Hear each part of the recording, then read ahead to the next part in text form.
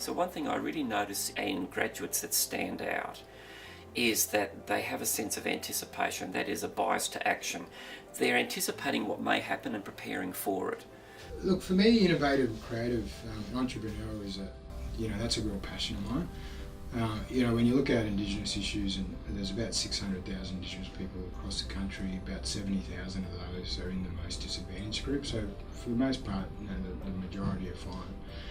But when you travel to those areas where there are the most disadvantaged, often there are a number of issues, and for me it actually comes back to an economic issue. There are social issues, housing, education, all those things. So I go into a community like Palm Island, for example, 2,500 people with no economy. And I'm working on this case and I'm thinking, okay, well, how can we start building an economy here on this island? Like, how can we start, building an economy to support 2,500 people, but then producing something that we can export to do even more? So I think a sense of entrepreneurialism is probably something that was embedded in my degree, which I was always interested in managing others, in having my own business. My business degree really fostered that as well.